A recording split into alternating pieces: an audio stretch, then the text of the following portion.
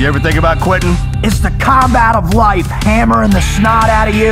Well, stand by, dig in deep, and get ready to get fired up with us. Welcome to the Team Never Quit podcast, the #1 podcast that inspires you to fight on. I'm your host, David Rutherford, here with Mr. Never Quit himself, Marcus Luttrell. Our mission is to help you embrace the suck of life, to teach you the values of working your ass off, and to interview the most hard-charging people on planet Earth. We know life is hard.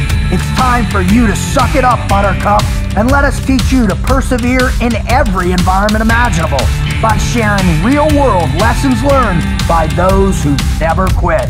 That's right. It's time, Marcus, for us to help them defeat the negative insurgency in their lives. You fire me up. Are you ready? I'm ready. Let's roll. Let's roll.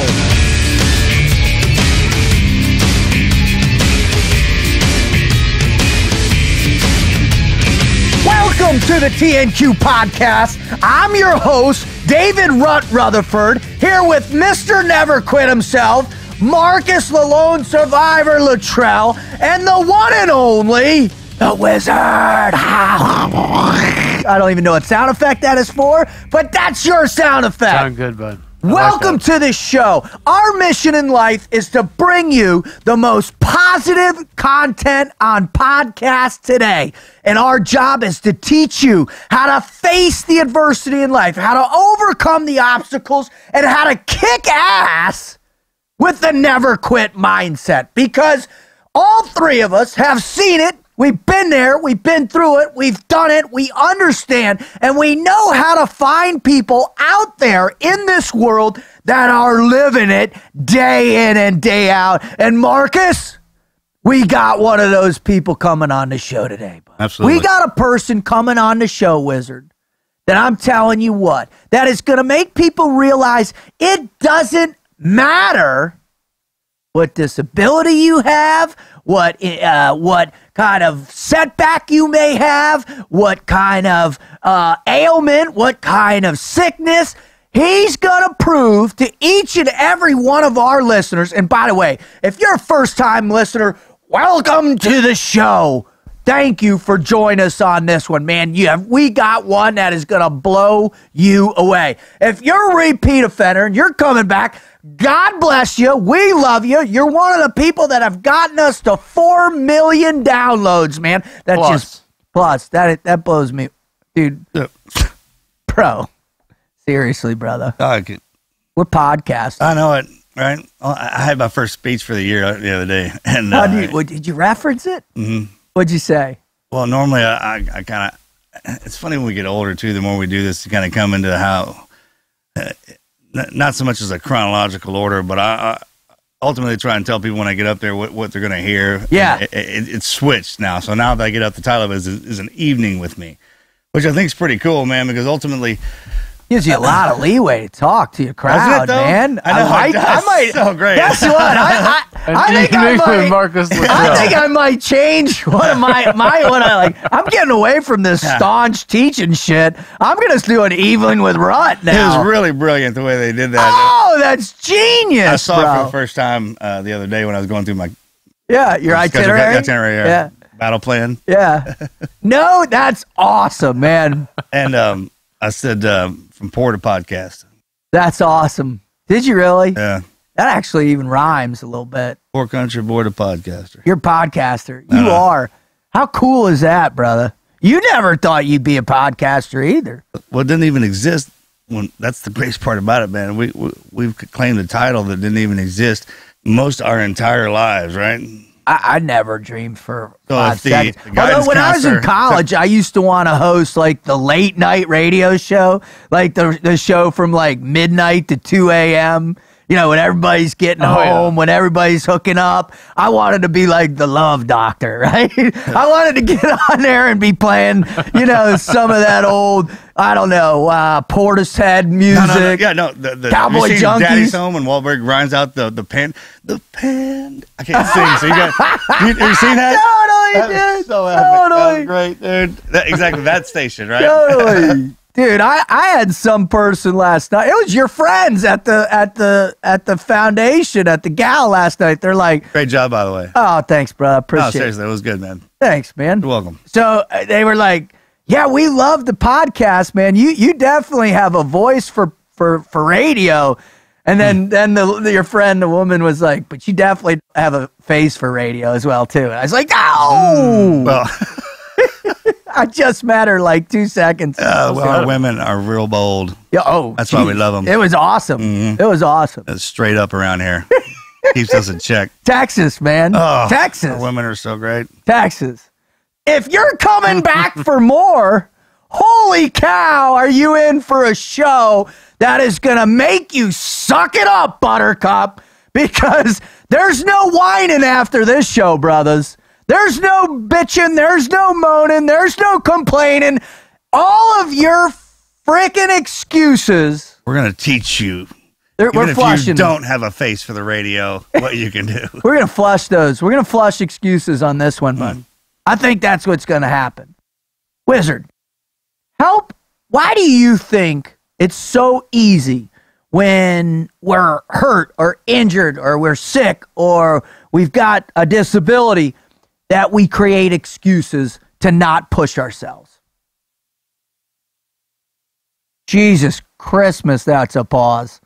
You're really thinking about this. I always think about I know, this. that's what everybody loves about you. With me, I'd just be spouting something off, shooting from the hip. I think it's because we, just generally speaking of our culture, we have a continuous expectation to pursue comfort. Oh, right? Comfort zone behavioral patterns. Comfort, which is nothing, necessarily wrong with that. That is a normal trait, I think, to have. However, you can become too intrepid in the pursuit of that. Ooh, intrepid. And that Good you're word. not willing to take yourself outside of anything that would, make you uncomfortable, which we learned through this show that there's a lot of benefits to doing that from time to time. And I think people are very good at justifying reasons why they don't want to expand outside of that comfort zone. Marcus, what do you think, bud? Why do people want to stay comfortable in their lives? Oh, it's homeostasis. Man, Homeostasis, exactly. 18 Delta rocks. That Fist is. bump. Boom. Yeah, excuse is kind of a, not placeholder. You go deeper than a placeholder. I 'cause like that concept, though. time holder for not being ready. Ooh, what's up there? Holy cow, that was awesome. Oh, he just explained it. Yeah, but you I got that. you put those nice bookends on Well, it that's right a there, bud. redneck term. I rednecked it down. That's all it is. Dude, well, here's the thing, though. I mean, obviously, from our backgrounds, there's no way you can keep an arm's length from being uncomfortable, right? It's a part of the process. What's interesting, though, is so often, I think, and we talk about it, we hear it all the time, people have a fear of pain, right? But people out there that are living, like our guest that's coming on, that are living in a certain spectrum of disability, that they're not afraid to experience pain. They're not afraid to experience that uncomfortable because it is every day in their life. Born into it. They're born into it. It's a part of them. It's like they don't even stop and go, oh man, I can't do this because of this. They're like, I'm just going to do this. Yeah, and I got to figure out how to do it. They're born into because a of it. world where we're not allowed to have, not allowed, and that's not right, but I mean, they're born into the world without excuses because everything they had, the disabilities. They don't have the option or the luxury Yeah, there you go. of It's simply removed, opting right? out. Right. No. They have to do something, and it's almost always uncomfortable. Right. But that's the beautiful part about life. Well and put. the more that it was good job. And the more we see of it, that everybody has a disability in some way, whether it's a physical, mental, or in a job. If you're Spiritual. the new guy, if you're the older guy, we've manufactured a world, which is pretty. I think it's great because it allows everybody to have that day when you're like, man, I was at the bottom of the rung. Yes. And whether it's no matter what you do in life or what we do in life, we've created that world where You have to ascend. Yeah, you do. You have to climb. Right, and then even when you get to the top, your disability after a while is your age because you're slowing down, and it's a circle, that constant perpetual circle of life, man, from old to new. And the excuses that we throw in the middle of that are kind of time or placeholders to exist in that world that we're not ready for. Man, holy cow. Well, what I need you to do, Wizard, is I need you to introduce this cat right now. Well, his name is Kyle Maynard. We'll start with, he was a high school wrestler. He CrossFit certified instructor and gym owner, competitive MMA fighter, record-setting weightlifter. He's also a mountaineer. He climbed Mount Kilimanjaro, 19,340 feet. Damn. Raised money for wounded veterans as well as some other charity organizations. Won an ESPY for that effort. In 2016, he reached the summit of Argentina's Mount Aconcagua. Mount Aconcagua, which is the highest peak in the western and southern hemispheres. I'm just going to scream that out the whole interview. Feet. No, please don't. Okay. Aconcagua! Today, he's a speaker, travels almost 200 days a year, speaking to all sorts of groups, sharing his no excuses philosophy. It's funny that that's word has popped up so many times just to this point. He works with various charities, a board member on the K2 Adventure Foundation, an ambassador for No Barriers USA. Works with the USO, Wounded Warrior Project, Travis Manion Foundation, the U.S. Special Forces Honor Foundation. He's been on Good Morning America, CBS, Oprah Winfrey, Larry King Live, ABC's 2020, Heavy. That's how you know you made it. Sports Center. I mean, I could just keep going and going. He's a New York Times best-selling author for his autobiography in 2005. Oh, wait. There's another piece of information that's important to know here. He's got no arms and no legs. He has no arms and he has no legs. He was born with congenital amputation, which means that, and it's rare that this happens on all four of your appendages. However, it left him with arms that basically extended to the elbows and legs that go no farther than the knees. I guess it's fibrous bands that develop in the womb and prevent the development of limbs. So the man has accomplished all of this with effectively no arms and no legs. No arms, no legs. Marcus, I'm telling you what, I promise you, Wizard, and I promise all our listeners, dude, when they hear this, their excuses are gonna go away, dude. Let's get them on. Let's do it.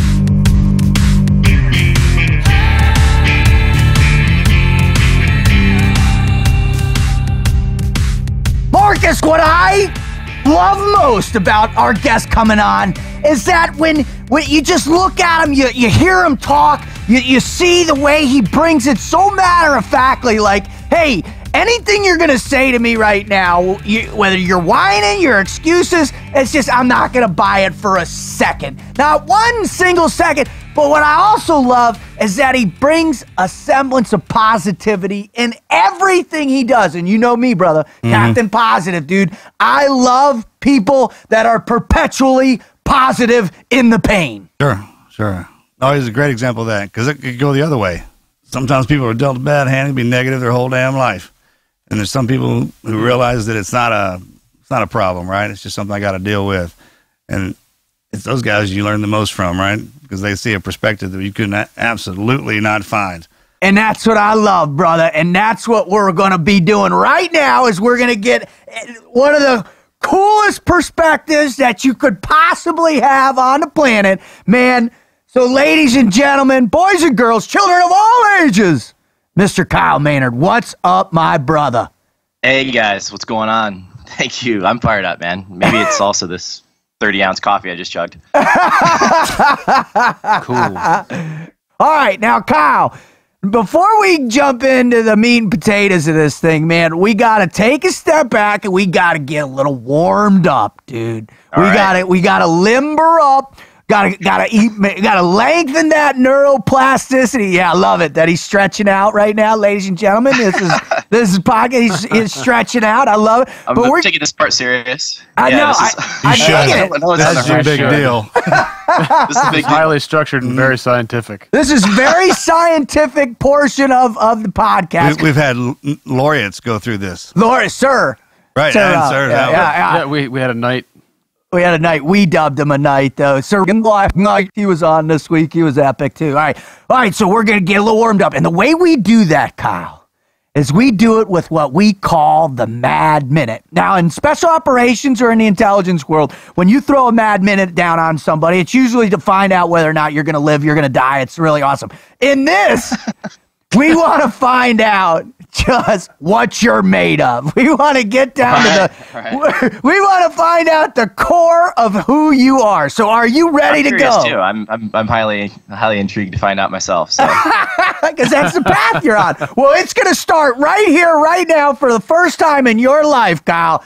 And we're going to start out. Are you ready? Ready. Marcus, fire away. All right, favorite superhero? Batman. He was no special superpowers, self-made. Well, not self-made, but made himself. Dig it. I dig it, too. I like his costume. This is cool. The latest one, Justice League one, when they're like, what's your special powers? I'm rich. Ben Affleck, Batman, he dropped that one good. And then when Superman flung him like a rag doll, and he's like, oh, there's definitely blood somewhere. New avenue of Batman I've never seen. Yeah, it's great. I love it. All right. If many people don't, people like such as yourself, other people we've had, they don't typically have bucket lists because they're living amazing lives every single day. But if you have a bucket list, what is one thing on there that you totally have to do? Sit next to Elon Musk in a spaceship. Oh, cool. That is super space cool. thing too. Yeah. That could happen, by the way. That could totally happen. It's gonna happen. It's just just hasn't happened yet, but it's gonna happen. That's a good All right, one. Marcus, that was awesome. Send it. All right, if you woke up one morning as John McClane, which day would you die hard? Oh, which one of the movies would I want to be him? First one for sure. Just because it's contained in one environment, in one building, and I'm, being a quad amputee, I'm not too fast over long distances, so. Nakatomi. Nakatomi Plaza. It's a very practical approach to that question. Yeah, very practical, Kyle. Nice, well done. All right, if you could go back in history and get drunk with someone in history, who would it be? Oh man, I'm gonna say probably George Washington. Nice. Just to understand like how screwed he felt like he was every day. Yeah, and just to see kind of how I got out of that. I mean, that'd be cool. I'd love just what's in his head, right? What he's thinking about when he's looking at all those dudes, and none of them is a professional military guy. They don't have shoes. They're getting ready to go into a bunch of mercenaries, and he's like, all right, let's go. Oh, yeah, like, the best stories wouldn't have been about the outcomes of it. It would have been the in-betweens. Totally. Like, Private so-and-so did what? You know what I'm talking about? Like, did what again? Actually, I'm going to cheat, too. I'm going to throw another one out there. I'd say Leonidas, same thing, same scenario. It's like, kind of like, okay, we're doing what? You got to answer those questions from those guys and get everybody still fired up to do it. Like, and then you got, these dumbasses kind of running around doing something, like you got to crawl them together. Yeah, I don't know. That would be interesting. Governor Corey's like, man, I was hoping for sure they would have exaggerated the numbers in that Persian army, but it looks like all of them showed up. Because you can be hard if you think they're full of shit, right? But when you show up and it's 500,000 strong, you're like, damn. That's what 500,000 looks like. A lot of dudes. So that's what that looks like, right? All right, Wizard, fire away. Who was one of your heroes when you were young? Oh man, I'd say there were a lot. Some of them were sort of mythical, like Braveheart, William Wallace. That I think, but also too. I mean, just to get a little sappy here for a second and let you guys know how much this means to me. I mean, I think that Michael Murphy. I actually still to this day, everyone can go and try to hack my stuff, but like my passwords are some form of Michael Murphy. Usually that or. Now Chuck Keating, a few others like Chuck Heavy. Yeah, just awesome. To go and kind of set that reminder. It's like no matter how challenging my day is and the bills I got to pay or whatever, it's like it just puts it in perspective even for that 10 seconds. Amen. It does. Thanks, brother. Yeah, Thank you, that, man. Yeah. Hey, Marcus, shoot. Best dive bar and where is it? Oh man. There's some dirty ones here in Pacific Beach in my yes, locale. There are. Oh my! I know all of them. I've left skin and vomit in all of them, bud. Yeah, well, we share some DNA that we've blood. teeth and everything else scattered all over that place. I would say probably I got to go. I mean, with the best of them all, Shore Club. Oh, bless your heart for that one. I dig it. Area down there is so cool, man. Oh, dude, I lived in PB like 3 different times. I lived in Mission Beach in 3 different places, brother. Oh, it was glorious. That's probably why I got in so much trouble in the teams, I think, dude. Yeah. But that's a whole nother show. All right, Wizard. Did Oswald act alone? Trippies. Oh, no, definitely not. See, nobody believes the storyline. No, nobody does. Nobody. Well, they go and tell you they release like 95%. Yeah, what happened with that? Info, and it's like, what about the other 5% that's actually interesting? Oh, that ain't coming out. Did you hear about it? Because I remember they were talking about bringing all that out. Whatever happened with that? You don't see it on the news anymore. So was it boring? It was. They redacted all the cool shit. Still? Yeah. They were like, what, for another? They're like really 50 releasing years? everything but the cool stuff. Yeah. No, they didn't bring it all out. That means the government was involved. Totally. All right. What's your power Basically, that's animal? pretty damning in and of itself. What's your power? Crazy, power animal. I would say, I mean, not making this up, but like I did this kind of visualization thing, whatever, and it was like, I don't even know, it's kind of weird. I was like drowning and I got lifted up by this frog, and it's weird. Now I got all these frog buddies. Yeah. So, there are worse friends to have. Not many, but there are worse friends to have. Not that many, no. It's probably way more unhealthy than it is healthy. That is, that's the truth too. You know it. All right, Marcus. Final question. All right, where's your favorite place to relax? Ooh, this is a new answer as of probably 3 weeks ago, but I would say the bottom of the Great Barrier Reef, about 45 feet down. Wow, you just started diving, or you just went to the Great Barrier Reef? I just did my first 6 dives in Australia a couple weeks ago. Yeah, so when I'm welcome to the club. Kind of as a segue, I know we're gonna talk about this a little bit too, probably, but with like I've always said with like the mountaineering, for me, it's like 99% sucks and 1% beautiful, and that 1% that's beautiful is absolutely beautiful, so it's worth it. But it's like, this was the exact opposite of that. It's like 99.9% beautiful. I haven't figured out fins yet, so my buddies were just kind of towing me around, and it's I didn't actually have to put out any work, and I'm sitting here seeing one of the most beautiful places in the world. So that's so cool, dude. Yeah, very cool. Well, this is a perfect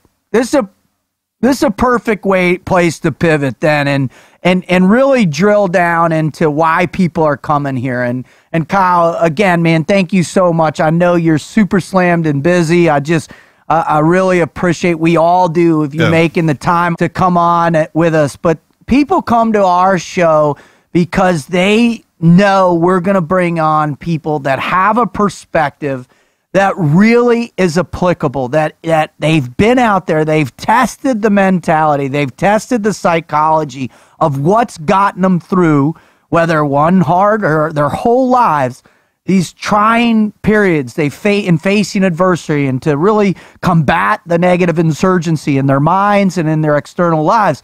So without further ado, Kyle, would you please share your greatest never quit story or stories with our listeners? Yeah, I'm going to, I think, take the liberty of two separate stories that kind of in the same context. The first was probably the earliest, like, never quit story, and probably the most formative, definitely the most formative, I think. And it was this incredibly frustratingly, like, insanely frustrating green sugar jar that my grandma had on her countertop. And my grandma, she's like any good grandma from Tifton, Georgia. She loved to cook, and I loved to go and cook with her. And so she would always ask me to help her. And, to give people, I think you probably maybe have done this already at this point, but to kind of paint a visual, for people, kind of my arms into the elbows, my legs into the knees, so my arms, when I pick something up, I pick up my coffee cup, for instance, my arms kind of come together to grab it at a point. Right.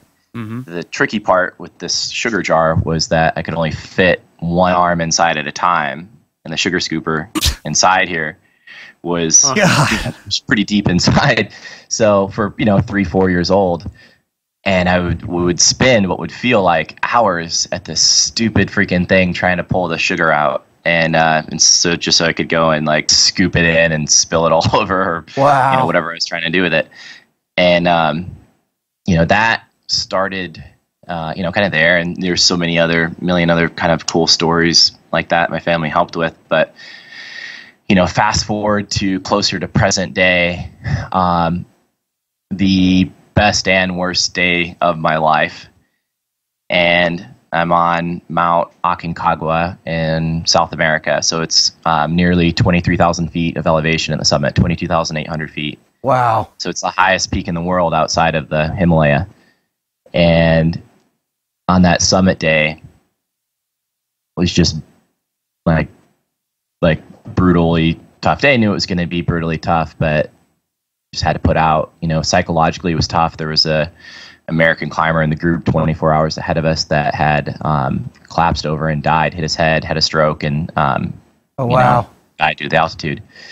And I felt like I wasn't far behind him, and my body was just in shutdown mode. Could only drink maybe half a protein shake was about the most calories I had. Had half a protein bar and like dropped the other half in the dirt, and I just was just so exhausted.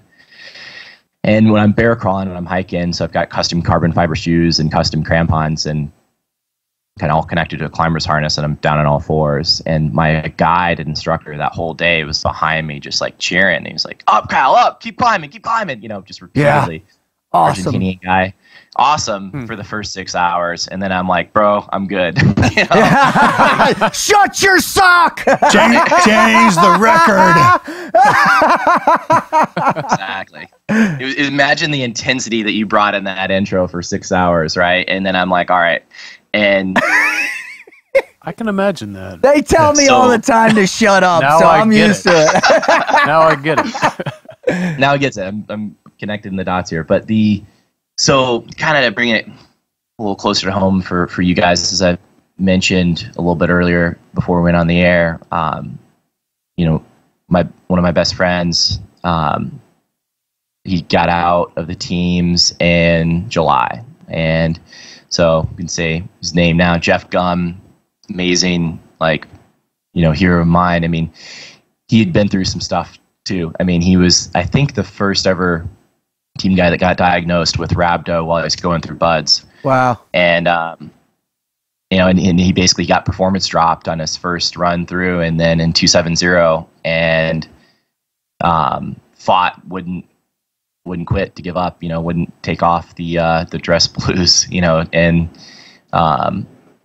got back in 271, nearly got performance dropped again. He still had rhabdo. They didn't know what it was, but finally went to medical, got it diagnosed, and then had the chance to come back through to 272. And he said then, he was like, would imagine, like, he told me, imagine Marcus, he was like, if he's surrounded by Taliban, is he going to stop? Is he going to give up? Is he going to quit? No, he's going to freaking fight. He's going to do whatever he had, like every single, as long as he got air in his lungs. And Master Chief Guile, I don't know if he was around when you guys were Are around. you kidding me? Will? Are you kidding me? He is, man. Dude, he is a legend for us even too, man. Man, yeah, he, so talk about random small world experiences. Like, I'm sitting here on this mountain suffering, like, and it was Will Guile's message pops into my head from what Jeff had taught me. And basically what happened was, so, we started that summit morning push at 6 a.m. I had to hit the summit by 4 p.m. and I wasn't moving fast enough. And so my friends were told that around 1 o'clock, my friends were told that they had to split off and go to the summit without me. So basically, from 1 o'clock to around 2:30, 3 o'clock, I was just feeling sorry for myself. Like I'm a couple hundred feet from the summit, spent 17 days on here. I've been sleeping in this freaking altitude bubble trying to get to the spot, and like, just like, this sucks, like all these thoughts going through my head. I'm like, no, I can still make it, whatever. And I was like, had a moment, this guy yelling behind me, up, keep climbing, Kyle, keep climbing. I wanted to stab my ice spike into his shoe. And I'm like, thought of. I can't hear you real good. Come over here. Come a little closer. What was that? Bring it in. Bring it in. So, Master Chief Guile used to say, talk about the monkey mind. Yeah. And, you'd have this thought pop into your head, and he'd say, sometimes it's a crazy thought. And he's like, you are not that thought. Those first thought that pops in your head, you can't control. It's just part of being a human being. Those first thoughts that pop in your head, you can't control. He said, who you really are, the thoughts about the thought. Amen. That's who you really are. And, it was like, basically right now, it's like if I spend a single calorie on a positive or negative thought, then it might be the difference between making this or not. I was like, none of those thoughts matter. And the coolest realization that I had was like, you know what, if I'm going to go anywhere, I have to deal with this 3 feet in front of me. And then when I'm down on all fours, bear crawling, then that's my view is blocks out, my ski goggles kind of block out around 3 feet, and just focused on that. And I just put my head down. And anytime my thoughts would wander off, I was like, nope, this 3 feet is the only 3 feet I got to deal with. And then there'd be another 3 feet, and then another 3 feet. And all of a sudden, I just kind of turned into this game. I was like, I've never been so tired that I can't go another 3 feet. So just did that. And my guide told me to stop, look up where you're at. And I was like, whoa, holy shit. Now I'm 15 minutes away from the summit. And oh, my God. Puts things into perspective when you got to go down to that low range. You know what I mean? Well, you got to reach out and draw a line, and I'm going to crawl to that until everything gets better. And if it's not better, I'll just draw another line and go to it. It puts everything into perspective. Yeah, man. I tell you what it eliminates, though. You kind of forget about distance. And if the end game is right there in front of you, then you kind of, I don't know, it lets you see the outcome a little ahead of time. Even if the line is right before a big drop, you're like, I can't look down the drop yet. I'm not worried about it. I'm just going to worry about getting to that 3 feet, right, in the next line. So what happened next, Kyle? I mean, there you are, 15 minutes. Did you get overwhelmed with this drive, this new energy? What happened then? I was pretty tired still, but I'm still only, it's kind of like. I'm not going to shit you, Rut, but I was ready to quit still, but.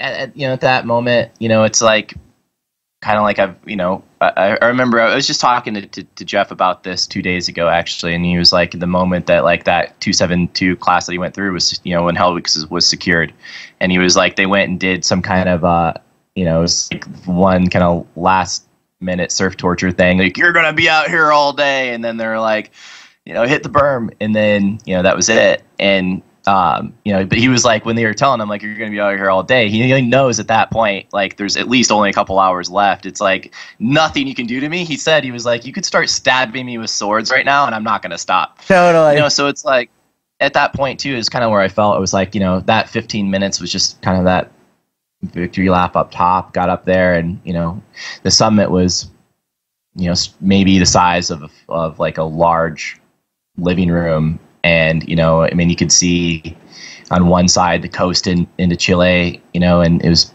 and then deep in Argentina, where the highest peak in the Andes Mountains, it was breathtakingly beautiful. A friend of mine who's got the most, one of the most amazing survival stories just of all time in the civilian world, at least, was Nando Prado. Yeah. The live, he was that incident happened. I could see it from where we were, on the summit, and it's just crazy, kind of all those things coming together. And and my favorite, you mentioned bucket list, it wasn't on my bucket list before, but my favorite bucket list thing that we did was after that, I can't go to the bathroom with all my gear on, so I have to strip down and I was naked on the summit for a minute, and that's awesome. So, I'm at that point, we were probably 10 of us on the summit. We're the highest people in the world. I mean, it was outside the climbing window of the Himalaya climbing season. So, in all likelihood, I was definitely the highest naked person on the planet. What's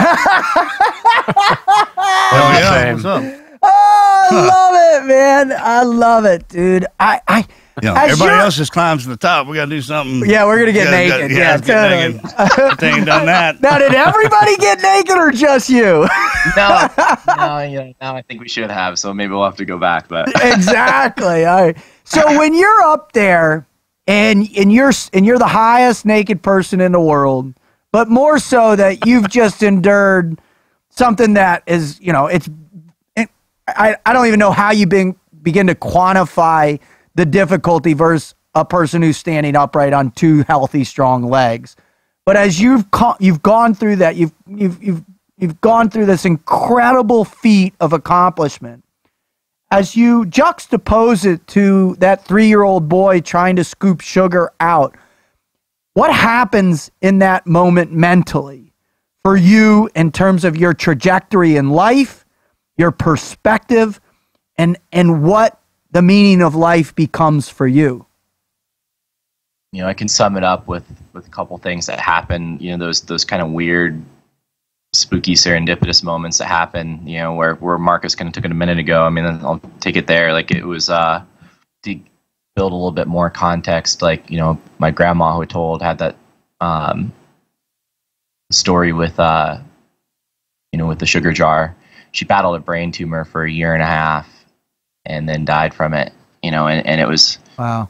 Watching her do that, you know, it was really like, I knew she was going to pass, but it was like when she did, it just really changed things and put things in perspective of like, man, like what is this really about? You know, in this time that I got here. And, you know, my first frog band buddy that I made actually died of the same brain tumor, you know, too soon. Richard Makowitz. I don't know if you guys know. Yeah, Mac. Mac. Awesome guy. Yeah. Amazing guy. Amazing guy. Right. You know, never quit, man. I love that dude. Yeah, that's right, man. Not dead, can't quit. Not dead, can't quit. Man, you know, and it was I like a brochure from his funeral the other day. It's funny you should bring him up, man. Like, did you really? Days ago, I thumped through my desk, man. I'd put it in one of my old books. Wow. Wow. Oh, Mac, boy, yeah, crazy dude, man. He was crazy. He was like rut crazy on steroids. I don't even understand it. No, he's bigger than life, man. He was an inspiration for me when I got out and started doing all this, because he just brought that energy, that zest for life. And he did it, and it wasn't an act for TV. It wasn't that. No, that's him. We had more intense, you know, I did his radio show actually with him one time, and like we had more intense conversations like in between the commercial breaks and then even on the air, and it was like, this is just him, man. This is just, he just sends it, you know? It's like, that's it. So and tell me about your grandmother dies. Is this as you're preparing, as you're getting ready? Did it happen while you were there? No, but it was around the time where I was just like, you know, kind of coasting. I was just kind of comfortable. It was kind of just, you know, like it was trying to figure stuff out. You know, I was doing a lot of speeches, and which I love. I love speaking to groups and stuff like, you know, but I was like, I know there's something bigger out here that I'm supposed to do, kind of, you know, than just spend my life in a freaking airplane. And it was like all of this stuff I'm questioning. I'm like, I could see myself, you know, in that bed. When she first got diagnosed with the brain tumor, I found out about it, knew about it. She had kind of a surprise surgery came up on her, and like crazy story, but like make a very longer story short, like I was gone traveling. I was in San Diego. I started dating a girl out in San Diego, came back to Atlanta for like a weekend conference, and then the girl I was dating, she came out and surprised me at the end of this, and then that next morning we went in, and my mom was like, I didn't want to tell you, but your grandma was having an emergency brain surgery in the morning. You know, I didn't want to tell you while you're at this conference. And so I took me and the girl, Lauren, we went, and, you know, it was my grandpa, my mom, me and Lauren sitting in the pre-op room with my grandma. And it was like the most special morning I ever had with her, and just laughing, joking, crying. And she came out of the surgery. That first went okay. And it was, you know, probably 1.5 years from that point that she passed. But it was like, you know, or that night was the night that I moved to San Diego, and I went, like, I was like, I had to go and drive Lauren back to the airport, and I was like, screw it. Like, why am I here in Atlanta right now? Like, you know, I can come back and spend time with my grandma while she's going through this. But like, you know, I just had a lot of like, you know, reasons that I thought mattered, you know, that I've owned a CrossFit gym in Atlanta for 9 years. I was like, you know, but that's kind of running itself now. Like, I've got a house here, like my friends here, but like, why am I staying here? I was like, screw it. I went and booked a one-way ticket and went upstairs like 4:50 p.m. I packed a duffel at 5 p.m. and by 5:10 I was driving to the airport and moved. That's, you know, awesome. I love that. I love that. One of the things that I just can't get out of my mind, though, because you're talking about finding purpose, right? And for you, Kyle, when I go back and obviously we go back and we try and find out as much about, we listen to all the stories, the ESPY award and everything. And, nice work on that, by the way. Yeah. I mean, that's incredible. Climbing Kilimanjaro and that award, but you've been doing this your whole life with wrestling, with CrossFit, with jiu-jitsu. Man, there is a deeper purpose. What was part of that moment when you're trying to get the sugar out? What was your grandmother saying to you that seeded in you to say there is a bigger purpose? There's a reason why I'm born this way. And it was like there, and I remember too in the grocery stores we'd have these bigger life philosophical conversations, and she said, Kyle, I would ask her, I was like, Grandma, like, why did this happen to me? I'd be 4 years old and like asking her that. And she was like, I don't think God makes mistakes. Like, I think you'll find out someday for, happen for a reason. And like, she was like, she would always say, she said, when people hear your voice, they see your face, they shake your hand, they'll forget about the disability. Well, it'll go and fade away. And that's what we would go and do. We'd just practice shaking people's hands in the grocery store. Like if you were standing in the aisle of the grocery store, like you would become our target, and she'd push the cart up next to you and she'd introduce herself and she'd say, hi, my name's Betty. This is my grandson, Kyle. And I'd reach out and I'd shake their hand. And, and it's like, it was that, they call it like, it was not just her, but my whole family kind of, there's like the Jedi mind trick, it was like, you're not disabled. Like, okay, cool. Not disabled. Like it give you like as kind of as big of a deal as that was. Like my sister, I've got 3 younger sisters, all awesome girls, and they were born totally typical, from a, arm and leg perspective and all that. But like my youngest sister, so she's 9 years younger than me. And, this is when she was like a freshman or sophomore in high school, and she came home from school one day and she told my mom, she was like, Mom, there's a guy without an arm at school. And, she's asking like, I wonder how he does this, wonder how he does that. And my mom was like, well, you do realize like your brother doesn't have like arms or legs. She was like, whoa, I didn't think about that. That's cool. See, you're just... Yeah. It was just normal. Yeah. It was just like, that was the thing, they didn't make a big deal about it. And so it didn't become a big deal. So, but to kind of tie it all together and, in those crazy kind of serendipitous way where it was like weird, like, so, she passed in it, it was kind of set me on this search. Like I went to Aconcagua in that mountain. I didn't, we didn't have a big crew. We had 6 of us, and like 2 of them were local Argentinians. And then like my 3 buddies, and Kilimanjaro, it was the exact opposite. It was like we had 9 Americans, we had 35 African porters. We had like a deal with ESPN to help kind of film it beforehand, and they were like, I had to foot the bill to go and film it. Like they're like, if we don't get usable footage, if you fail on the first day, then like sorry, like you're out of luck. So I'm like, all right, cool, and did it. But it's just like this bigger kind of thing, and with the cameras and all this stuff, like I don't know, it was just different. Right. And in Aconcagua, we just like, all we did was like post on Facebook like the night before we leave, like, hey, we're going to do this mountain. And land kind of on the way, the Argentinian government had heard about it. They're like, we want to make this a special honorary thing, we're opening up the park to people with disabilities, all this stuff. And like, we want to have you be like our first honorary member, to disabled person to go climb this. And like, oh man, like, that feels really cool, but I know this is a dangerous mountain, it's got a lot of pressure. I don't want to screw it up for everybody else. And, on the way to that meeting to go meet with these like ministers of tourism, I see this, amputee who's on the street, and he was panhandling. He was a little bit older, maybe my age, maybe a year or 2 older or something. He just looked at me and was like, said, maestro, which means like teacher in Spanish. And I was like, just started crying, man. I was like, just wow, hit me. And I was like, when I'm sitting on my tent on the 4th night, feeling like I'm definitely not supposed to be here. Just had a watermelon-sized boulder shoot past my head at 60 miles an hour. Like, why am I here? I thought about that, and randomly, super randomly, on a really, really tough day, like 3 or 4 days before we hit the summit, my guide, Guillermo, makes this big deal about carrying my snack. He's like, I got your snack, because our group had kind of split into 2 groups to carry loads at that point. And I'm like, okay, cool, you got my stack. And the stack that he goes and pulls out was a freaking stack that Grandma Betty used to carry in her purse for like her whole No life. way.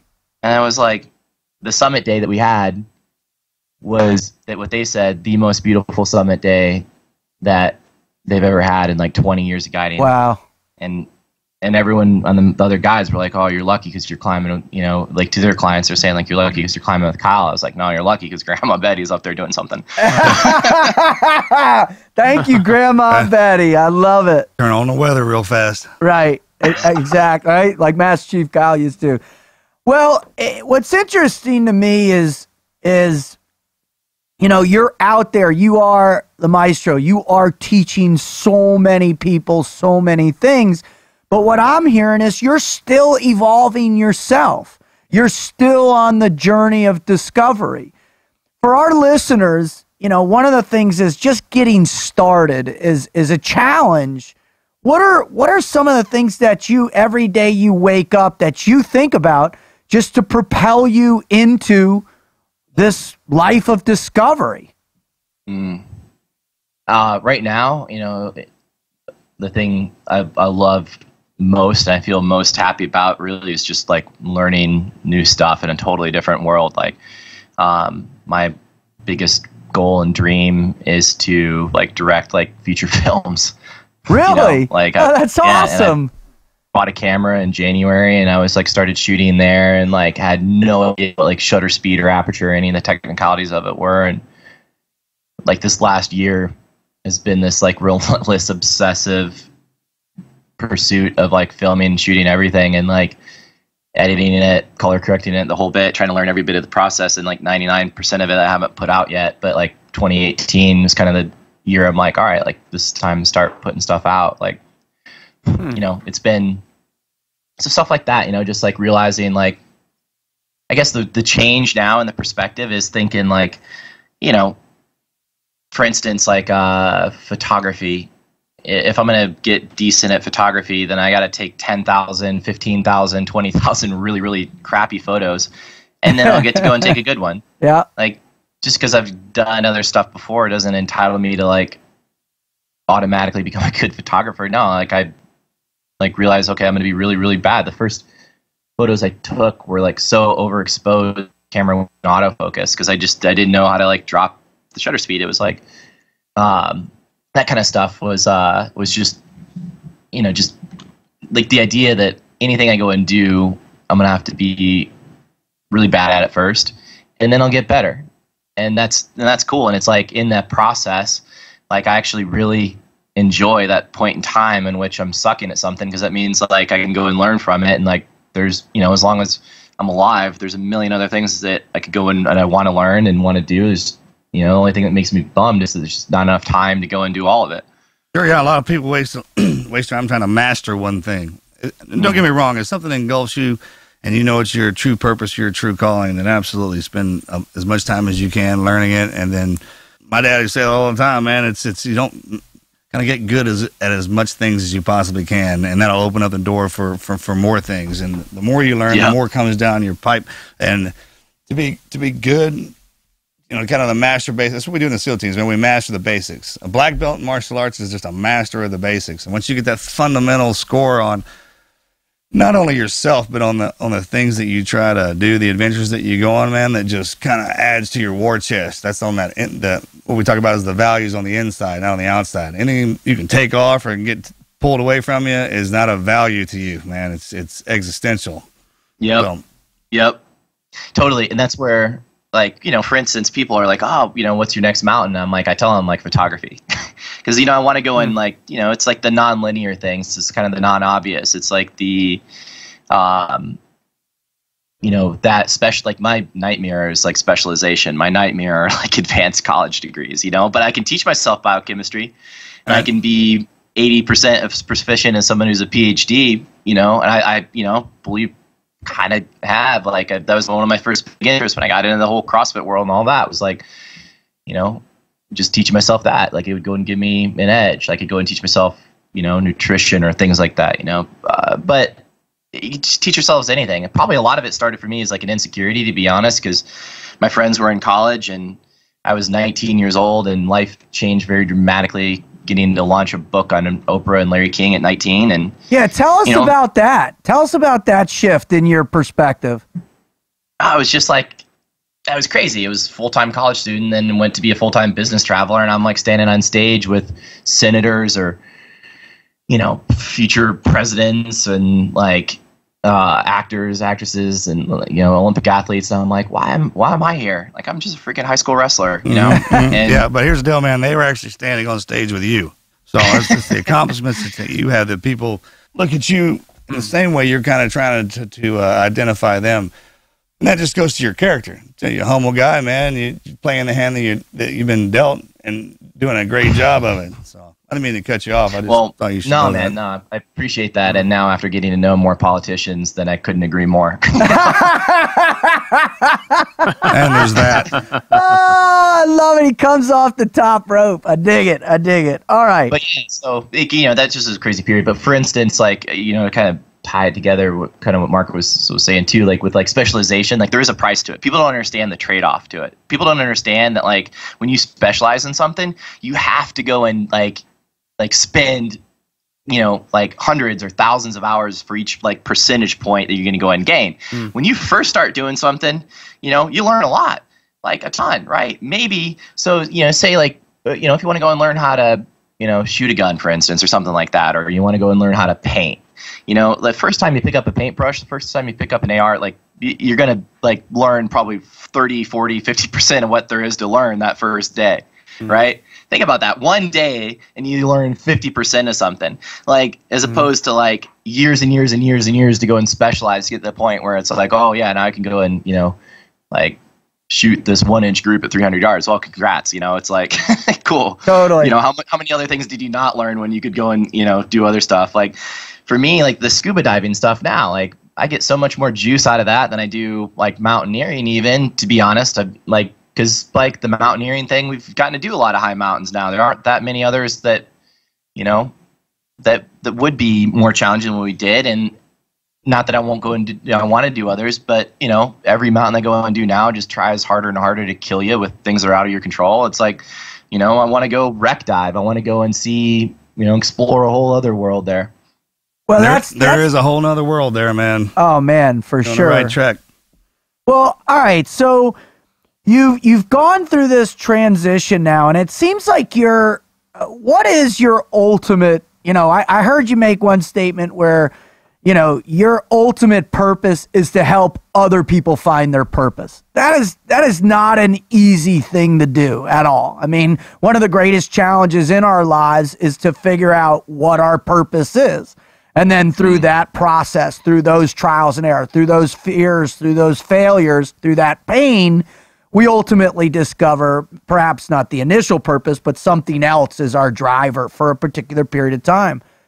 How do you do that? Do you, aside from being in front of an audience, when you see somebody that you gravitate towards a friend that is searching, what are you going to do to help them find purpose?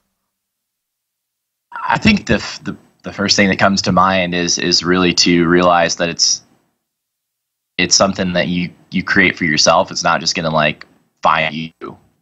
Right.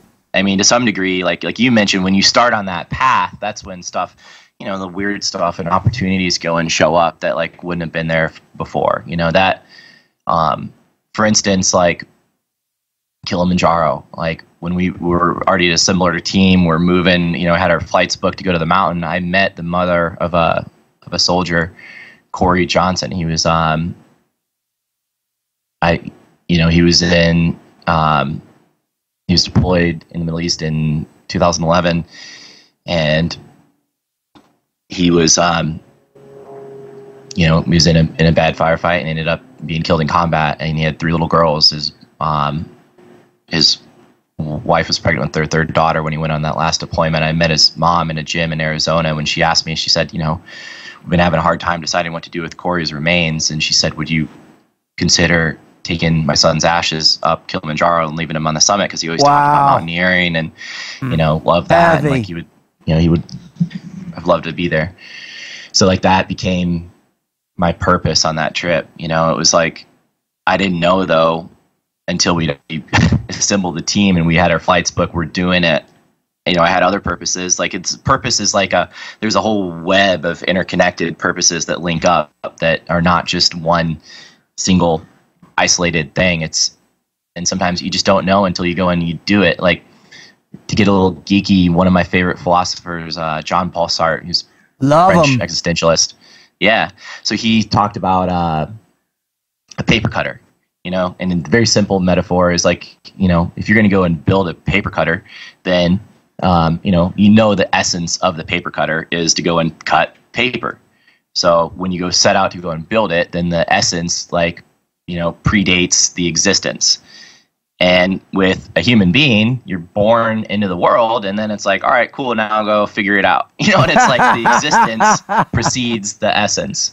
So the essence, you got to come up with, like, kind of yourself, and, like, you know, and part of it is the people you surround yourself with. Part of it is, you know, the, you know, kind of meaning that you draw from where you are and, you know, kind of this time and place and the things that are going on. But, like, instead of just realizing that, like, it's going to go and, you know, wait for purpose to go and slap you in the face, like, you got to go and seek it, I think. That's a great response. I often people, you know, they say, well, you know, Rod or Marcus or Wizard, you know, it was easy for you guys were SEALs. You knew what your purpose was the mission. You understand.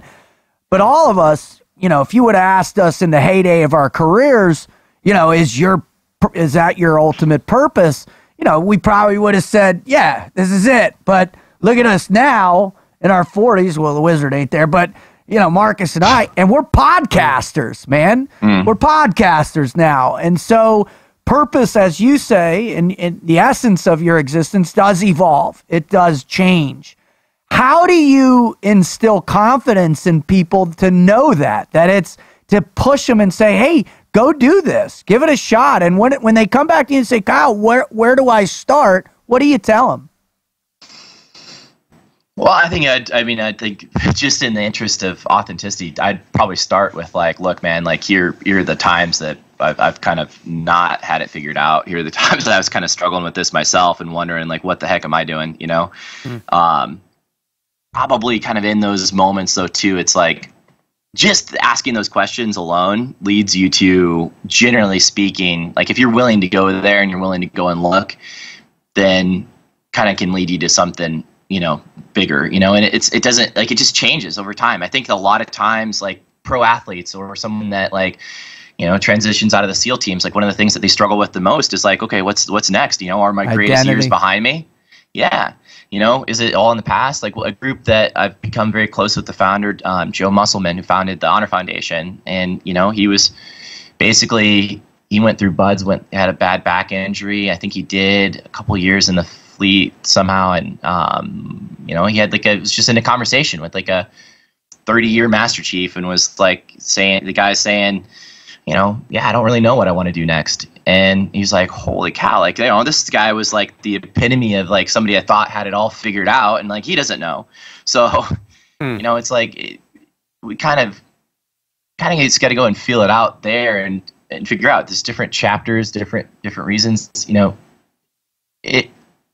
for me as a kid, for instance, like, I wanted to go into the military. I was dragging Marine, Army, Navy recruiters into my wrestling matches, letting them try to go and say, like, hey, man, I can do this. You know, I can go. And they're like, telling me, hey, you could be a chaplain. I'm like, I don't know what that is, but is he get a gun? Like, you know, I want to go jump out of planes, go after bad guys. And, you know, then, like, that purpose shifted when the first time I went and walked into Walter Reed, and I think I learned more about the human spirit in 10 seconds of walking back in Walter Reed, which Walter Reed, if people don't know, in addition, it was the hospital I was born at, randomly, totally no connection, just because my dad was stationed there. But, like, it's the hospital now that, you know, so many of our men and women have gone through some type of amputation, like, they end up doing their rehabilitation there. And the MATC is, like, the hall where they do a lot of the PT. At least it was at the old Walter Reed. I'm not sure if it's the same name at the new one, but, you know, there's like 30 amputees in this room when I went and walked in for the first time and saw it, and I was like, whoa, you know, this is, you know, just these people too had to go and learn a whole new way. I've only known one way my whole life. So now, you know, I think it is a lot easier being physically, maybe emotionally, like a lot of the stuff that I had to deal with was that younger age in that way. But now, this is a different type of purpose. I didn't get to go and serve with the rifle, so to speak, but now I get to go and find purpose in a different way. And now, you guys get to go and inspire kind of a whole new generation coming through. Like, without even knowing it, you've inspired me.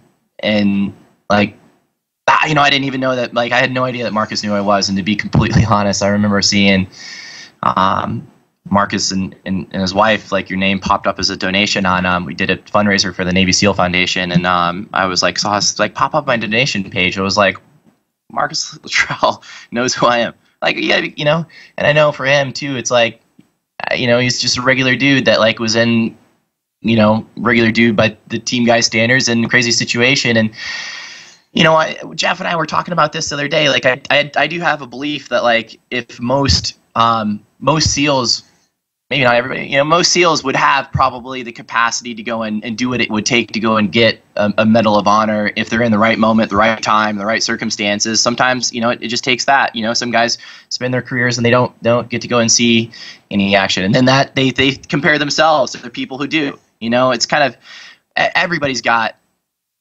something, everybody's got some kind of different perspective. Everybody got some challenge. To sum it up, my parents used to say that, when I was growing up and having a hard time, they'd be like, every person on the planet has a disability, just 99.9% of the time, you can't see it. When people look at me, they could see it.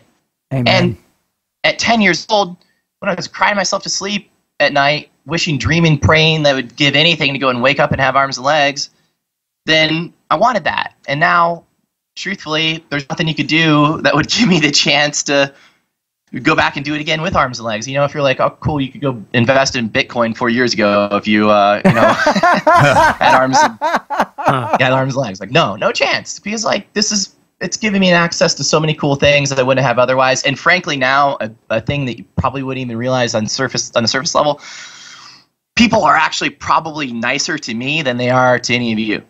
No, that's a given. People treat me like shit all the time. I believe it. Who's this hairy, tattooed, loud guy? Like, Walk across the street. Totally, dude. No, it's tough when you're born with a disability and it's on the outside where everybody else can see it. And you're right, most everybody does have one in some capacity, but we learn how to hide it and hide it well. But if you have one of those that you can't, man, that's how you definitely teaches you a perspective you can't get anywhere else. And that's the hand we were dealt. It gave us the life we have a chance to live, man. And the best part about not having it all figured out is the best part, not having it figured out. You kind of got an idea of what you want to do. And when you were talking about how do people start, I'm like, all right, if you don't have any idea where to start, think about what's your favorite movie, your favorite song, your favorite picture, what you daydream about, and then think about yourself and what you are, what you're not, what you want to be, what you dream about being, and then have an understanding of that, and then just point yourself in the right direction because it's out there. There's plenty of opportunities to see what it is you can become, and that's the best part. My brother and I had an arrangement, no wife, no kids, just do that team guy life till we were 40. Learn anything and everything we could possibly learn up to the age of 40 and then start over.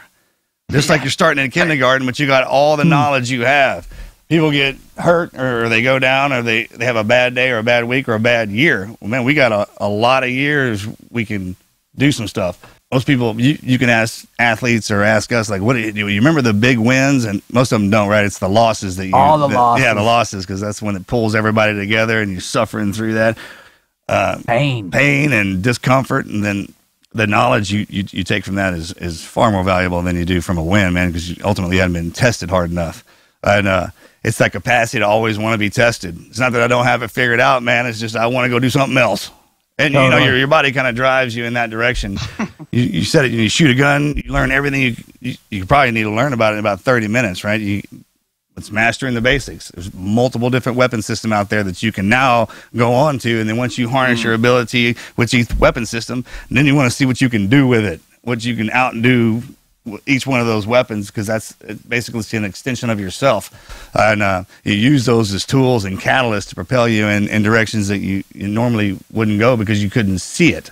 Right? It is wide open. It is as plain as the nose on our faces, man. But it gets hidden by the light from the star we're chasing at that particular moment. I.e., when we were SEALs, we were podcasters. If you told us that, you probably got slapped. I thought it was a derogatory term. Even the thought into your head, you get slapped. Yeah, totally slap yourself. Full-time frogman. What are you talking about? Well, and there's a big discussion on that in the community too, you know, and actually, you know, I stand in the perspective of like, look, like I have a huge problem with people that do go and like profiteer off of it that don't really have anything to go and say. But at the same time, you know, it's so necessary to go and share the stories that are there that like do inspire, you know, and inspire that next generation. Like completely honest, at 10 years old, it got really bad for me. Like at the point where I was ready to end it, you know, Wow. I didn't want to go. 10 years old, like crazy. A 10-year-old can go and have that like kind of thought because I didn't see any hope for my future. But you know, the thing that like that mattered to me more than anything else, and I don't think I've ever really like shared this publicly, but like I've got a tattoo of my family crest on my back. I'm kind of it was like kind of Keith clan. My dad was adopted growing up, so Maynard was my like adopted last name, and you know our bloodline, you know, is my dad's grandma, my great grandma. I'd kind of trace the family lineage back, and you know, and I'd hear these stories about like our ancestors fighting beside Wallace. That's awesome. And I knew, like, just because I knew my ancestors were badasses, that's what kept me going. You know, and I remember Braveheart probably saved my life. I was maybe 9 years old when it came out. You know, my parents probably 10 or 11. They probably shouldn't have let me watch that, but they did. You know, and like, and you know, that movie probably saved my life. And it was like, it's been probably the most important thing to me now. You know, like just that's kind of like also too going into the whole idea of like wanting to go into like filmmaking. Like I want to go and see what could I go and do down that path that could go and plant those create, seeds. Yeah, exactly plant those seeds. Like as crazy as it sounds, how does ISIS recruit people? Video, you know, like social media. It's the way of the world right now. So it's like, you know, we got to go and take it to the front on multiple different levels. You know, it's not just the linear things of the way that things have been done before. No, Powerful medium. Our country, our people, we recruit each other into everything through media. I mean, the Navy commercials, Army commercials, the songs that they sing, all of that is by design to capture your attention, to get you looking in that direction. So it's, I mean, Matt, the boys at Range 15, man, there's a line in that movie that they're, you know, that flamboyant guy comes in shooting the weapon and screaming, and got the hair dyed, and he's like, man, God, I hate guys like that in the military. He's like, man, the guys like that are the reason I joined. And it is. It's true, man. You know, all those guys that just go Rambo. Yeah, I mean, Commando. that's what gets us in there. And then we get in there, like, don't talk about it. Don't say you're a SEAL. It's funny how that works, right? Then when you get out, we can wear a shirt with a trident on it, and you know, get the hat and all that, right? Well, I think one of the amazing things is, Kyle, and what you're, I think, because and thank God you did have Braveheart, right? And thank God you did start wrestling. Thank God all these other hurdles that you've gone to now to recognize the power of what storytelling is. And I believe that every person is responsible for planting seeds in some capacity. Now, certain people like you have been given a gift. You've been blessed with the ability to push through a lot of predisposition of judgment and whatever, and you can get people treat you nicer, so you have a direct conduit to their emotional availability to start telling them great stories. All right, well, Kyle, I normally we come out, we wrap up by asking, you know, our guests to give some piece of wisdom to our listeners, but more importantly, what I'd love for you to do is just share what's next for you on your journey, because I think, you know, just how what you choose to do is an example enough for people to gravitate towards those missions as a spark for them to set forth on their journey. You know, a big thing on the horizon right now is kind of for me, just trying to, you know, find a way to go and tell stories through that visual medium. You know, main thing is like before any studio is going to go and be like, all right, cool, here's a $50 million, go make this movie. You know, it's going to be like, I just want to relentlessly kind of make a lot of content, just teaching stuff, and like, you know, kind of just very similar to what we've been having here, more in just like a visual medium. So like YouTube, whatever, you know, kind of the main YouTube influences. If you look at like that Logan Paul, Jake Paul, like, I give them some slack because like they're wrestlers, you know, and I know that, you know, they're killing it. They're making millions of dollars. They're young kids, like they're, you know, they're doing it. But like at the same time, it's like this, you know, super freaking goofy, like just ridiculous, like kind of stuff that like glamorizes, like, I'll look at my Lamborghini and all that stuff, and like that's the meaning of life or something. Like, nah, just, you know, I don't buy it. So kind of want to go and take the fight to that kind of messaging, you know. I want to go and make content that kind of mercs that kind of attitude, you know, and some fun stuff, some serious stuff, you know, and just see what happens. Just freaking send it this year and see what happens. But yeah, that's kind of going on. And then, you know, the future is in that unknown, and I'm just excited. Like, I've just been kind of obsessively thinking about this and embracing that not knowing and being cool with it, like realizing that, like, of all big discoveries, all big experiences happen once you kind of start with, I don't know. And then, you know, and then anything for me, like whenever I started to go and figure out, how am I going to go and do a single leg takedown? How am I going to go and do a mountain climb? You know, it was started with, I don't know, but let's figure it out. Figure it out. So, you know, simple as that. Well, listen, where can people follow you, and where can they, you know, get in touch with you? Where can people just jump on board the Kyle Maynard experience? Man, I'm like, for someone who has these obsessive goals about like creating content, I'm pretty bad at posting to like Instagram, but that's probably the main one I use the most. So, you know, we'll see. Hopefully YouTube, but you know, we'll see. It's, yeah, I love hearing from people. It's been what's kind of driven me. You know, at the same time, I hope everybody realizes, like, don't be mad at me if I don't get to respond to every single message. But I do really seriously love getting all the feedback that I've gotten, and it's been pretty awesome. Well, I tell you what, we can't thank you enough, Kyle. You're a definite inspiration to us. Having you on has been just a wonderful experience.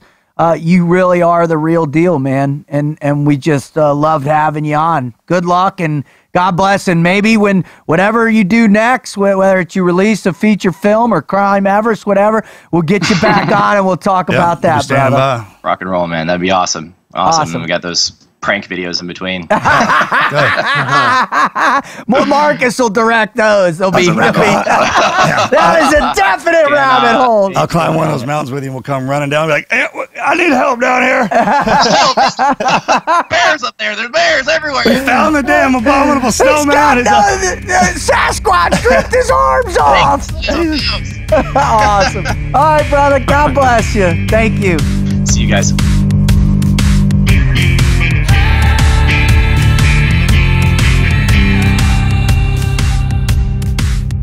Brother, that dude has profound wisdom.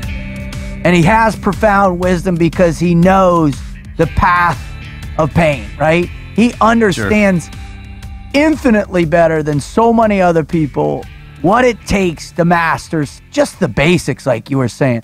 To pull a thing of sugar out of a jar, and it just took him days, weeks to figure out how to best do that. And what blew me away was his grandmother just sat there and let him figure it out. To teach him those lessons that got him through that point when he was 10 years old, when he wanted to kill himself, that got him through that first year wrestling when he lost every single match, that got him through Anaquagua or whatever that mountain's called, where he was like, I'm going to quit, and then all he did was look 3 feet in front. Man, that's powerful stuff. And I certainly pray and hope that our listeners heard that, Marcus. Pressure, man, it's a hell of a thing, right? That in any capacity, obviously, but yeah, you're right. He has that, well, let's go with perspective first, right? Instead of wisdom, we say first 40 years, right? It's an opinion. That's what you got. And then you get your perspective after you've been through the good and bad of a lot of things. And hopefully after a while, you get the wisdom when you're in your 70s. Mm-hmm. Someone who has the perspective leading into that wisdom at that age, it's funny, the pressure that came with being born the way he was, man, catapulted that ahead of his age. Totally. Oh, for sure. You know what I mean? It's funny how that works in normal life. The pressure that we have on ourselves is, I mean, it's kind of dynamic. You go to school and there's a pipeline almost. I mean, you can kind of see even in the end game where, when you die, don't be buried right here. Yeah. But the existentials, right? When you're born with something that somebody else doesn't have, whether it's a positive gift or a negative one, because you can switch those throughout life, right? I mean, through education and training, experience, all those perspective, like absolutely. You're saying. Yeah, and when you're born with something like that, man, the amount of pressure that's put on you in a negative way, can catapult him into a frame of mind. Yeah, a frame of mind that's well beyond his age, I think. Forced on him.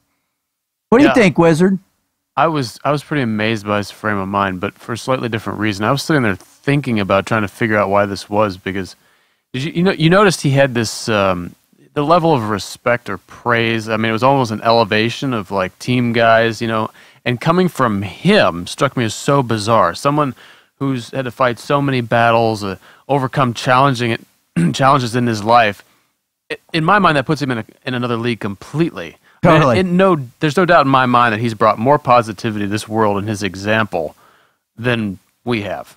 For sure. That's there's definitely obviously fair to something say. sitting in that brain pan of his. Why is it like this? And then this is my theory, and you tell me what you think about it. His perspective, being raised by, he talks about how his parents, his grandmother, all that influence, he was raised to be normal.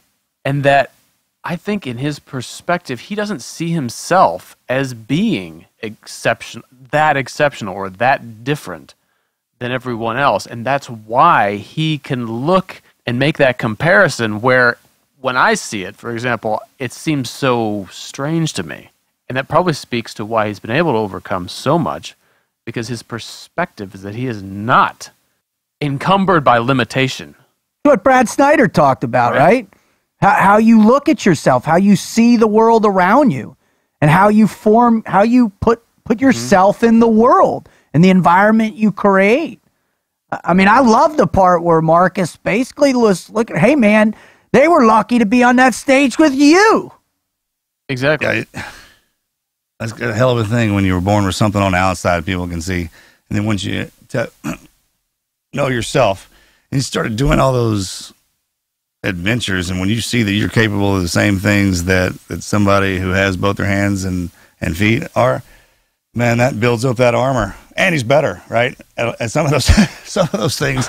So it gets to the point to where, man, if you're doing everything else everybody else is doing and better, that abnormality or that defect or the deformity you think you were born with, man, that's just somebody verbalizing that at you, trying to make you feel bad about whatever it is, your plight. Right. And if that doesn't affect you, well, that's all it is words. I mean, if you know that is what it is words. Well, what was interesting for me too, what I heard is I also heard in that, like, he doesn't get, or he does get it now, but now he's starting to understand the power of influence, right? Because where he's at in his life, and talking about that CNN clip where he got 34 million views around the world and getting letters from Kazakhstan and China, man, he knows now I can create content that influences mass, an incredible amount of human beings. Now, that becomes another conduit where he's going to have to look internally again and say, what do I want to say now? What do I really want to say to shape greater, more existential perspective? Well, I think demonstrating his life thus far in and of itself is very powerful. Couldn't have worked out better him doing that. Plopping down into our crew either. Oh. Because, I mean, it doesn't matter, if you're pretty or ugly or whatever it is, we're going to talk about it, right? And if you're hanging out with us, you're going to do what we're doing. It's not, it's that constant motivation. Totally. Especially when our guys get hurt and we hammer them even harder, right? Because it's all up here. It's all in the old head. And we are going to sharpen each other constantly. God, constantly. Constantly. That tumbler is always running. Yeah, our grit's on the outside. You walk past, you know, 18 guys walk past each other because of just the way we're designed. You're gonna get a little. You're gonna get some. You're gonna get a little sharpening on that blade. Oh yeah. That stone is always Always out. on, man. It's on the outside, right? It's always, and it's on each one of them. I really dig that. Listen, if you're tuning into this thing, you're tuning into the TNQ podcast for the first time, my goodness, have you just heard something special? I mean, for just 5 seconds, put yourself and what you're dealing with in your life into perspective and take a look at this young man, Kyle Maynard. No arms, no legs, his whole life and what he's done. Hopefully, I'm praying that sent a jolt through you to your core. That's a good way to look at that. Whatever it is you're doing right now, if you're having kind of one of them bad days, take your hands away and do it. And Now take your feet away and your legs away. And then do it. Now have a bad day. Now do it. There You know ain't what I no mean? excuse Suddenly my day then. got better. God damn it. And let that be your purpose that you hear from this interview, man. Let Kyle be the igniter of what your purpose is. And he explains it. His perspective is you don't have to know exactly what you're supposed to do, but get out there and go do something different, something unique, something that's going to test yourself where you're going to learn perhaps a direction, a path, or have a tool to combat what you're dealing with. If you've coming back, man, holy cow, I know you're shaking your head just like all three of us were on this one, man. Welcome back. Thank you so much. We are so blessed to have you back. Please take this interview and give it to somebody you know that's struggling. Send it to somebody. Send them the link. Go on their phone, pick up their phone, and pull up the iTunes podcasting app, dial it out, type in Team Never Quit in the search for them, hit subscribe, pull up Kyle's show, and have them listen to it today, right now, because I know in my heart this show can make a difference in someone's life. In particular, let alone if they have a disability, but even more so if they don't. To recognize, man, that the obstacles we typically place in front of ourselves, we create in our own mind. Well, you've got sitting in front of you right now an example of the power of someone seeing that, frame of reference change and how that can save a life. I do, and thank you, Wizard. We've got a listener story, a listener never quit story. It's a little bit lengthy, but it's worth every single sentence and every single word written on this. So here we go. This is from Daryl. Hey guys, how goes it? I'm 41 years old from a small town in Alabama called Rainbow City. I lived pretty much a regular life growing up. You know, doing what average people do in their early years. Bikes, skateboards, dirt bikes, and a whole lot of mischief. Right on, Daryl. As I grew older, deer hunting became a huge part of my life. I spent a lot of time away from home during deer season, and I loved it. I loved it so much that on several occasions, I quit work for 3, sometimes 4 months just to be in the woods.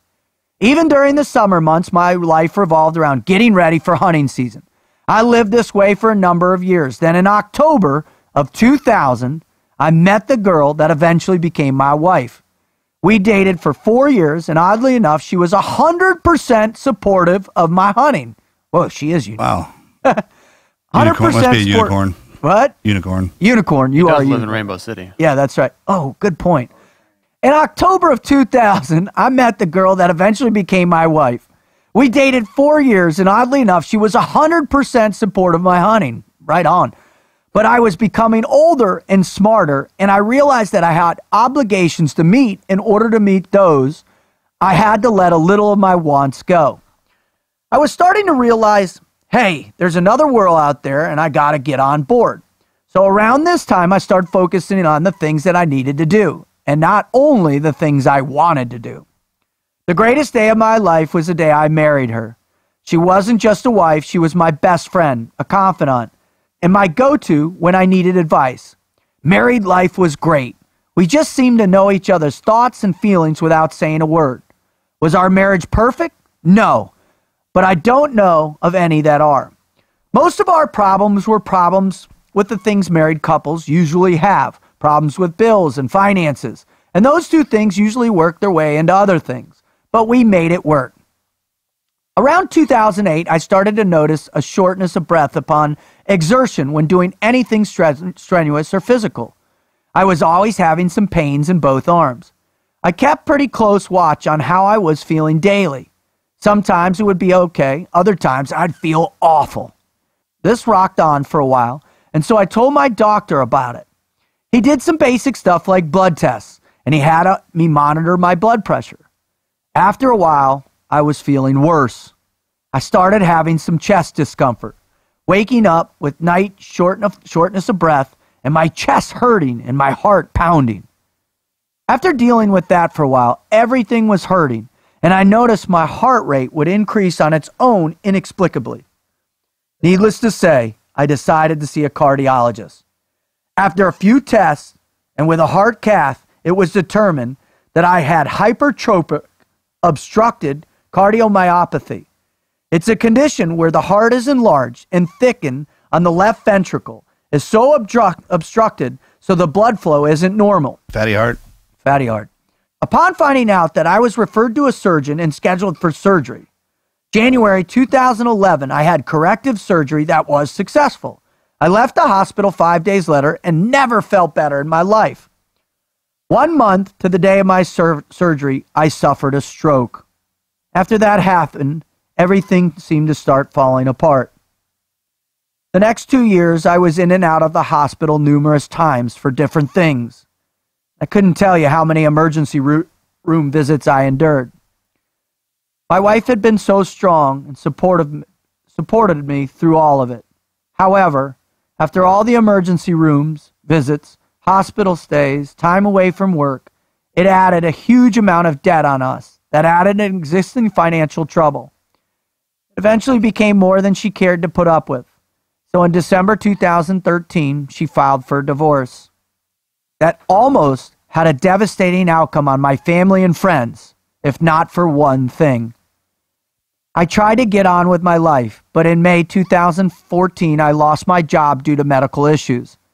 In doing so, not only did I lose my job, but I also lost my insurance, house, car, and truck, life savings, retirement, and a huge gun collection I'll never be able to replace.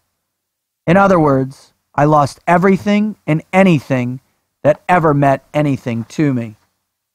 After all this took place, I dwelled in a state of depression that I honestly knew where it was headed. I didn't have anything worth living for. I had lost everything. I couldn't see any of my doctors.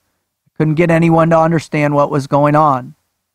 Most of all, I didn't have my friend there to help me get through this. So I sat there for days in my depression and thought about, how can I just get out of this? How can I make it go away where I can't be bothered by this anymore? So I planned out what I was going to do. There was a secluded place in northwest Alabama where I'd hunted when I was young. I had hunted it also just a few years before my surgery. I knew it was federal land, so it would still be there. So hunting season came around and I caught a ride with my buddy to head out there and hunt a couple of days. We cooked out that night and acted like old times. The next morning, I got him to drop me off ways away from where I'd actually be going. I made my way through the woods and up the side of a pretty steep ridge, and there it was, the tree I'd sat under so many times in my life. I sat there and thought about my life for a little while, and about some of the good times I'd had with friends over the years, and then my mind drifted off to the reason I was there. I thought a little bit about all that had happened since my heart surgery, and all that I had lost. I had taken my phone with me because it contained my favorite song, and I wanted to hear it for one last time. I took the phone out, pulled up my music for the song Leonard Skinner, Tuesday's Gone. I pushed play, sat back, and relaxed, and just took it in while I was sitting there thinking. Before I knew it, the song ended, and it started over again. As I listened to it, I knew it was time.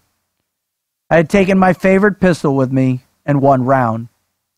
I loaded the round into the magazine and charged it. I sat there for a minute or two, then stuck the pistol to my temple, and I started to cry.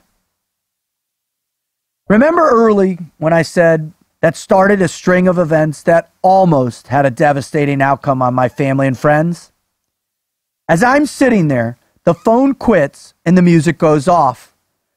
All I knew is I wanted to hear my favorite song while I was doing what I was about to do. And somehow it gave me some comfort in hearing it. After the phone quit playing, I laid the pistol down on my lap and picked up the phone. It had just stopped as though the battery had died, and so I powered it on again. I had it set so that when you turned it on, it went straight to Facebook. When it came on, the feed was on a post about Team Never Quit, and I saw the name Marcus Luttrell. I knew who he was from Lone Survivor movie, and I'd heard a speech from him once where he was talking about Operation Red Wing. He was telling the story about after he fell and broke his leg, and he took a rock and drew a line and crawled to it, and then he did it again and again. Remember I said that started a string of events that almost had a devastating outcome on my family and friends, if not for one thing. Well, that one thing was that feed popping up from Team Never Quit. As I sat there and thought about that phrase, Team Never Quit, and remembering Marcus's story for whatever reason, my attention turned to wanting to check out the podcast. The very first episode I listened to was the Justin Legg story.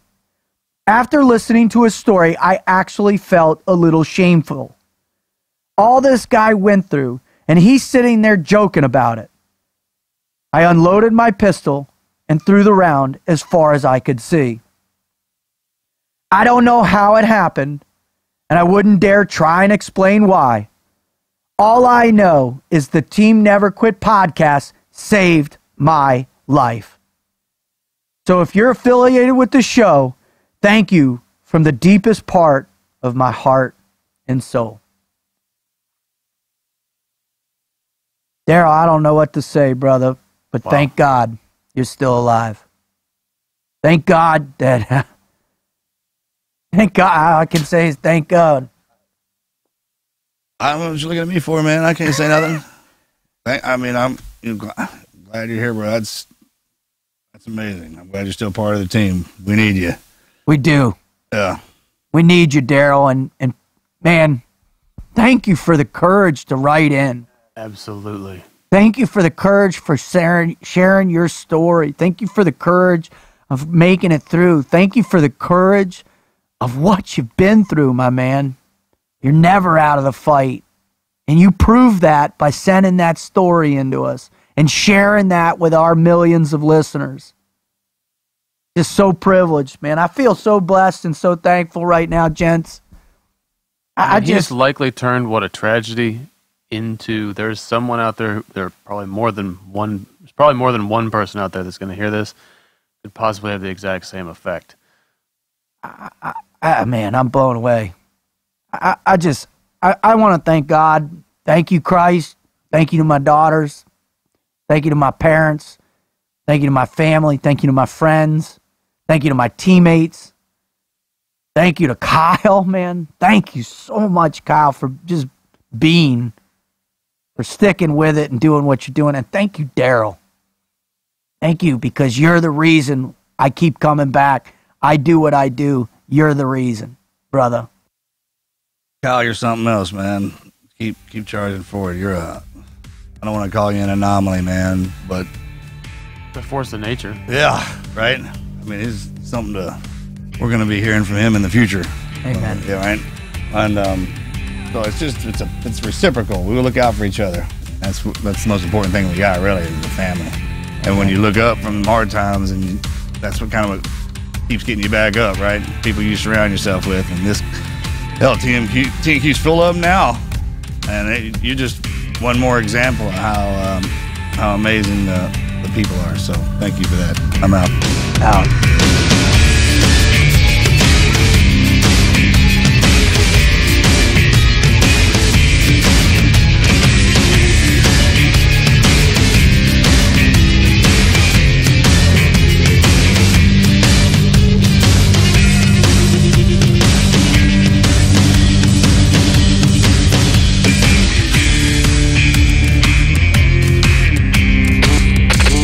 Never quit.